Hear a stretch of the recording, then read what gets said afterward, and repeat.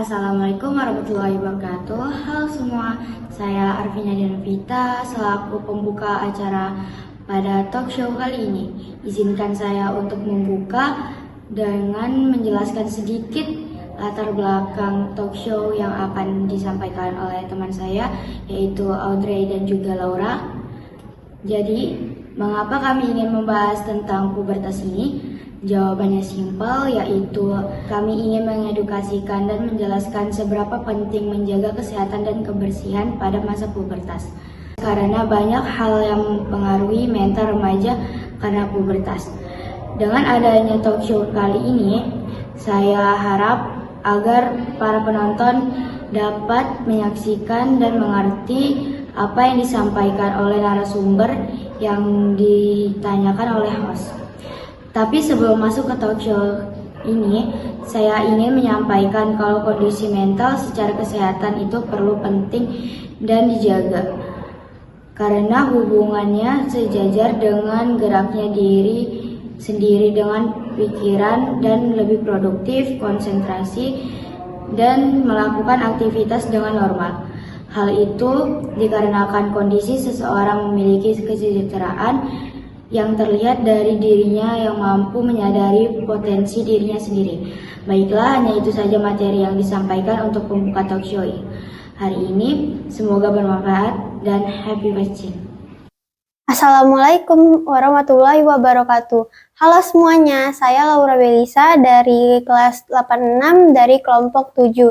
Dan ada narasumber kita yang akan menjelaskan dan mengedukasikan tentang pubertas. Tema yang akan dibawahi adalah bangunlah jiwa dan raganya dengan topik hidup bersih dan sehat di masa pubertas.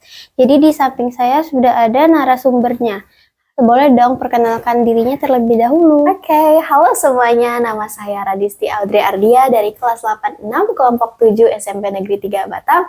Dan di kesempatan kali ini saya menjadi narasumber yang akan mengedukasikan dan menjelaskan tentang kesehatan dan juga pubertas. Oke, sesuai dengan topik pembahasan kita hari ini adalah yaitu perilaku hidup sehat di masa pubertas. Kita akan masuk ke pembahasan tentang pubertas terlebih dahulu ya, agar kaitan topiknya itu dapat mudah dimengerti. Tapi, bentar dulu. Kayaknya sebelum itu kita harus minum dulu nggak sih, Lor? Jadi biar kayak relax gitu. Ya, Oke, kita minum dulu.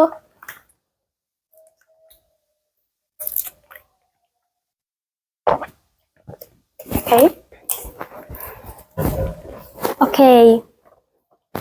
Jadi apa sih yang dimaksud dengan pubertas itu? Jadi, kalau untuk pubertas itu, apa pengertiannya? Pubertas itu adalah dari masa transisi dari anak-anak menuju remaja ataupun dewasa secara fisik atau secara seksual. Jadi, itu pengertian dari pubertas. Oh gitu, jadi cara kita mengetahui kalau anak-anak tersebut sudah memasuki tahap pubertas itu dimulai dengan ciri-ciri seperti apa sih? Jadi itu ada ciri-cirinya. Yang pertama untuk perempuan, kita bahas yang perempuan dulu nih ya, ladies first, oke? Untuk perempuan itu ada menstruasi untuk yang primernya. Terus buat sekundernya pinggulnya membesar, suaranya menjadi melengking. Terus mereka ditandai dengan bau badan yang berubah, dan ini untuk laki-laki dan perempuan. Terus tubuhnya bulut pada bagian tertentu, itu juga untuk laki-laki dan perempuan. Sementara untuk laki-lakinya, secara primernya itu adalah mimpi basah.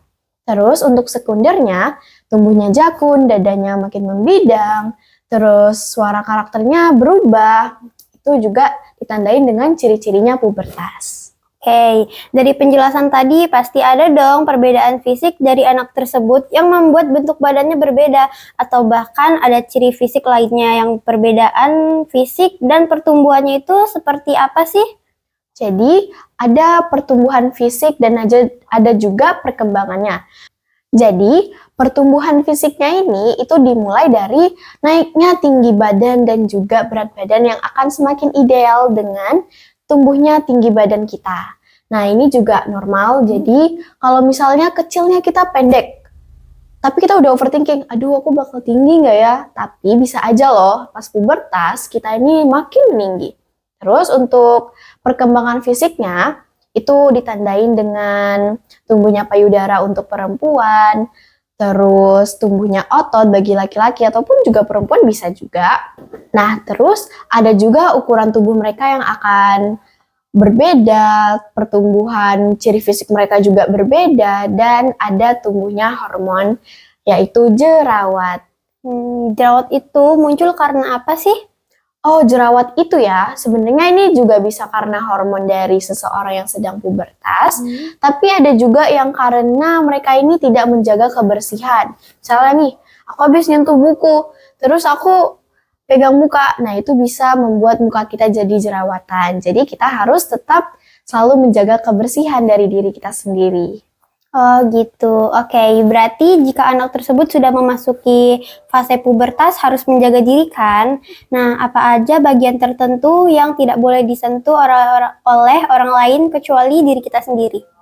Jadi, ada bagian yang tidak boleh disentuh dari orang lain selain diri kita atau bagian pribadi kita. Jadi kita mulai dari atas dulu sampai ke bawah.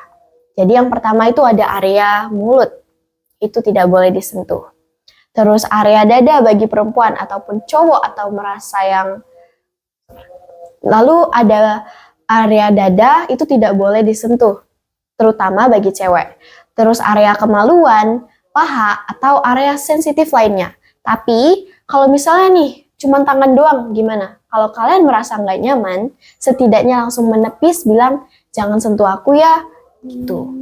Oke, wah ini bisa jadi peringatan penting untuk para remaja agar tidak membiarkan orang lain menyentuh pada bagian pribadi tersebut. Dan harus selalu berhati-hati ya. Sapit-amitnya nih ya Dre, bagaimana kalau ada seseorang yang memegang, menyentuh, meraba, atau perlakuan lainnya pada bagian seseorang, apa sih yang harus kita lakukan? Tapi semoga aja nggak ada ya penonton kita yang kena perlakuan yang tidak senonoh itu, apalagi teman terdekat kita ya Laura. Nah jadi, tapi Laura sendiri pernah nggak sih ngeliat orang kayak disentuh gitu sama orang, terus kayak merasa itu apa ya terlalu negatif lah gitu? Pernah nggak? Pernah sih. Pernah kan, itu nggak boleh sih. Jadi ada bagian yang nggak boleh dipegang. Dan tadi pertanyaannya perlakuannya ya? Iya. Jadi kita tuh kalau misalnya nih kita dipegang, terus kita harus apa yang kita lakukan? Pertama, bilang langsung jangan sentuh saya.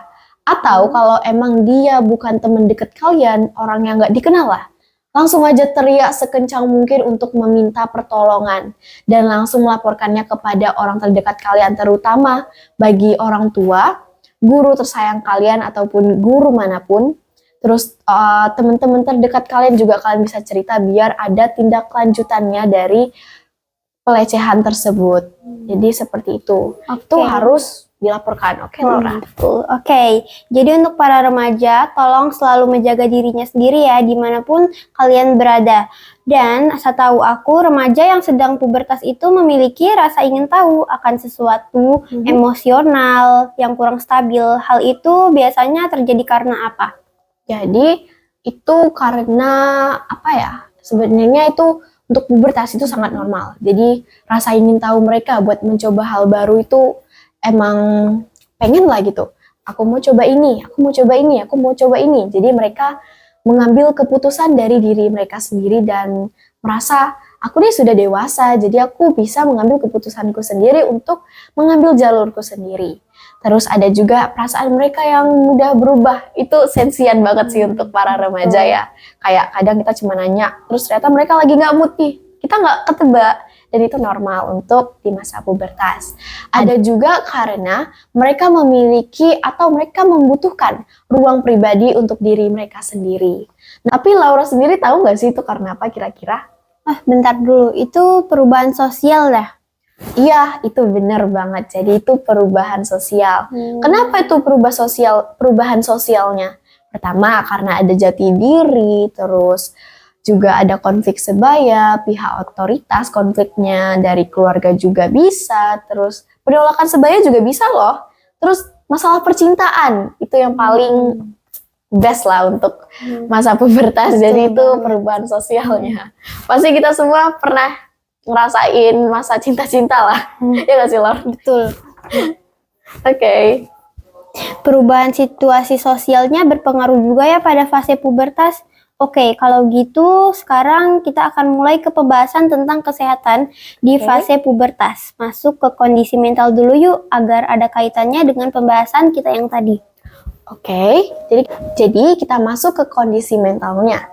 Jadi itu ada faktor-faktor yang memengaruhi si remaja itu menjadi terpengaruh lah sama kondisi mentalnya. Yang pertama ada estrogen, itu hormon yang berperan penting dalam perkembangan dan pertumbuhan karakteristik seksual wanita, dan proses reproduksinya juga terdapat dalam tubuh pria, tapi kadarnya itu lebih rendah. Yang kedua, ada progesteron, yaitu hormon yang mengatur siklus ovulasi dan menstruasi, membantu implantasi calon janin pada rahim serta mempertahankan kehamilan. Yang ketiga, itu ada testosteron, hormon penting pada pria yang membantu sistem reproduksi, pembentukan tulang, dan juga kekuatan otot. Nah, itu untuk faktor-faktor yang mengaruhi masalah kesehatan mental remaja. Kenapa? Itu biasanya disebabkan oleh genetik, gizi, obesitas, stresor dari lingkungan, dan juga trauma. Nah, stresor dari trauma lingkungannya itu gimana sih, Dray? Jadi, untuk stresor dari lingkungannya atau juga trauma lah ya. Jadi, stresor lingkungan. Misalnya dia nih, apa yang kita bahas nih, kayak obesitas. Ternyata dia tuh punya badan yang gendut. Terus waktu pas masa pubertas, ya emang lagi nakal-nakalnya lah para remaja. Jadi mereka membuli temannya. Jadi temennya ini merasa kayak, emang aku seburuk itu ya? Jadi kondisi mental mereka tuh makin down, apalagi dilewati dengan masa pubertas. Dan itu bisa juga menimbulkan trauma. Nah, kenapa mereka bisa seperti itu? Karena perkembangan otak mereka yang belum cukup untuk berpikiran matang dari pertengahan usia sampai umur 20-an. Atau yang disebut juga dengan prefrontal cortex, atau fungsi eksekutif pada otak yang memengaruhi pikiran rasional, kontrol emosi, perilaku, dan itu belum sepenuhnya matur, sehingga masih kesulitan untuk meregulasi emosi dan perilaku diri sendiri. Jadi seperti itu, Laura. Oh, oke. Tetapi Dray, apa kita tetap harus menjaga kesehatan jasmani dan rohani? Oh, ini tetap harus ya. Ini tetap harus diseimbangkan juga. Jangan cuma mental aja nih. Tapi mental itu termasuk rohani emang. Cuman ya kita harus tetap seimbangkan. Jadi sehat jasmani ini akan membahas tentang aktivitas dan kegiatan kita sehari-hari. Jika kita melakukannya tanpa ada rasa capek yang berlebihan, terus normal-normal saja, itu bisa dibilang dengan sehat tanpa ada gangguan apapun. Sementara rohani itu mencakup mental yang dari emosional mereka, psikologis mereka, dan juga sosial mereka. Jadi tetap harus diimbangkan ya. Oke, nah kita udah di penghujung materi nih, nggak terasa ya dari tadi semua pembahasan kita yang sangat panjang ini. Pasti ada dong tips untuk para remaja agar selalu menjaga dirinya. Boleh dong sharing tipsnya sama kita? Oke, kalau untuk tips, aku punya banget dong. Itu dari kakak-kakak kita yang sosialisasi kemarin di SMP Negeri 3 Batang, dari BKKBN. Nah, jadi nama tipsnya adalah tips sehat ala Jen Wenger. Jadi yang pertama, itu ada menjaga kesehatan reproduksi, tapi ini khusus bagi perempuan ya. So, Laura tahu nggak apa salah satunya? Oke, yang pertama itu mencebok berarah dari depan ke belakang kan. Nah, yang kedua, Jadi, ada nih. Kedua, itu ada menjaga celana dalam agar tidak lembab. Nah, bentar ya. Aku akan membahas sedikit tentang apa yang disebutkan oleh Laura. Kenapa sih harus mencuci alat kelamin itu dari depan ke belakang? Karena kalau area belakang atau yang disebut dengan anus itu memiliki banyak bakteri, sehingga kalau kita mencucinya dari belakang ke depan, otomatis bakteri yang berada di belakang itu akan menuju ke depan dan itu sangat tidak baik. Nah, jadi yang kedua ada menjaga celana dalam agar tidak lembab. Kenapa sih? Karena bakteri itu suka banget sama tempat lembab. Makanya kita tuh nggak boleh milih-milih celana dalam yang cuma karena motifnya Barbie kayak atau bagus, tapi kita harus memperhatikan dengan kualitas, walaupun harganya mahal, tapi itu emang dianjurkan. Nah, yang ketiga, itu ada rutin mengganti pembalut selama menstruasi. Laura tahu nggak berapa anjurannya? Berapa jam sekali? 2 jam sekali kan? Bener banget, 2 jam atau 3 jam sekali, itu nggak apa-apa. Tapi jangan sampai kayak misalnya, aku kan udah tinggal dikit menstruasinya, nanti aja deh. Jangan, itu nggak boleh, bakterinya bakal cepat berkembang. Jadi, yang keempat, itu ada cuci alat kelamin cukup dengan air. Laura tahu nggak sih kenapa? Oke. Kalau misalnya sabun itu memiliki pH yang tinggi dan kalau air bersih itu memiliki pH asam. Jadi gitu. Jadi, sabun itu maksud Laura memiliki pH basa yang tinggi dan itu tidak baik untuk kelamin kita. Makanya dianjurkan untuk pakai air bersih saja, itu sudah cukup. Nah, itu tips untuk yang pertama. Apakah yang kedua Laura tahu? Yang kedua itu gizi remaja. Nah, kalau untuk gizi remaja, bener banget nih kata Laura, itu juga penting loh buat tips sehatnya. Jadi, kita sederhanakan seperti cadangan gizi untuk masa depan, karena ini tuh sangat-sangat penting. Misalnya sekarang kalian belum sempurna dengan makanan kalian, maka sempurnakanlah setelah ini. Jadi, ada yang namanya piringku. Piringku itu diisi dengan nasi, sayur-sayuran, buah-buahan, dan juga sumber protein. Nah, kalau misalnya sebelumnya kalian nggak lengkap, tolong dilengkapin ya setelah ini. Tips selanjutnya yaitu nomor 3, ada katakan tidak pada penyalahgunaan nafza dan narkolema. Apa sih itu nafza? Jadi nafza itu loh, ada narkotika, ada psikotropika, dan zat adiktif. Kenapa nggak boleh? Nggak boleh kalau kalian sentuh atau kalian sampai mencobanya, kalian bisa kecanduan. Contohnya seperti rokok. Rokok itu udah termasuk narkoba loh sebenarnya, tapi itu lebih rendah tingkatan narkobanya. Nah, untuk narkolema itu apa? Narkolema itu narkoba lewat mata alias pornografi. Kenapa kok dilarang sih? Padahal kan pubertas itu bisa mengacu untuk nafsu seksual pada seorang remaja. Kenapa nggak boleh nonton pornografi? Jadi, kita emang dilarang untuk secara agama nih ya, itu dilarang, pasti dilarang. Kalau untuk sisi kesehatannya, kita emang harus mengeluarkan hormon seksual kita sebenarnya, tapi itu harus secara bijak. Kayak misalnya mimpi basah itu dia mengeluarkan sperma secara natural, tidak secara dipaksa dan itu sudah matang. Nah, kenapa tidak boleh menonton pornografi apalagi sampai kecanduan? Karena itu akan memengaruhi mental kita juga tahu. Jadi kita hilang konsentrasi, terus tingkatan cara kita menghafal sesuatu itu juga udah berkurang dan bisa memengaruhi kegiatan kita lainnya. Oke, jadi itu untuk yang ketiga. Oke, terus yang selanjutnya masih ada nggak, Dre? Masih dong, masih ada satu lagi. Jadi ada PHBS. PHBS itu apa? Rutin berolahraga, jaga kebersihan lingkungan sekitar, cuci tangan dengan air mengalir dan sabun, dan yang keempat, makan dengan gizi seimbang. Jadi seperti itu. Tapi aku punya tambahan nih untuk pengetahuan kita semua untuk kedepannya.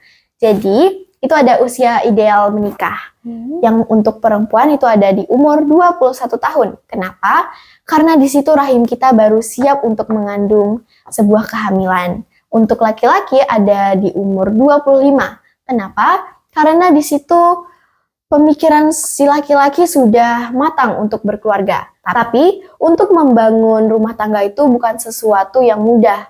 Kenapa? Karena kita harus membangun mental lagi, kita harus memikirkan finansial kita bagaimana, ekonomi kita ke depannya seperti apa, terus bagaimana kita cara membesarkan anak ini, bagaimana cara mendidiknya, dan itu sama sekali tidak mudah loh bagi orang tua. Jadi saya pengen ingatkan untuk anak-anak sekarang agar menikah di usia yang tepat dan dengan pemikiran yang matang. Jadi seperti itu Laura. Oke. Karena pertanyaan sudah habis, kami akhiri. Saya Laura sebagai host dan saya Radisti Audrey sebagai narasumber akan mengakhiri talk show ini. Dadah. Dadah semuanya. Assalamualaikum.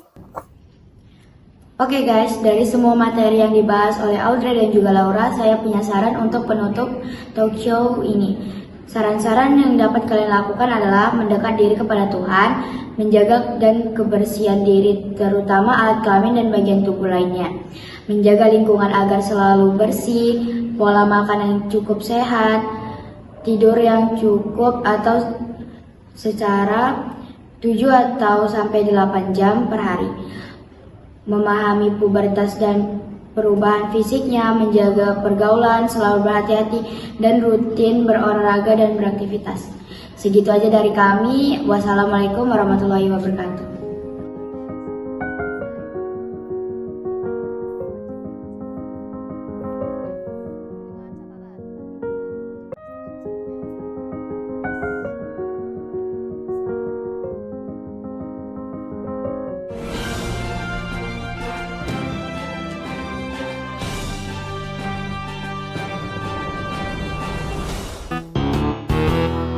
Laura tahu nggak? Oh, aku tahu. Yang pertama itu cebok dengan cara yang benar.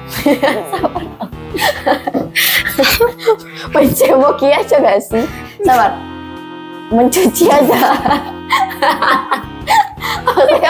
Bahasa aku biar lebih sopan. Bahasanya biar lebih sopan.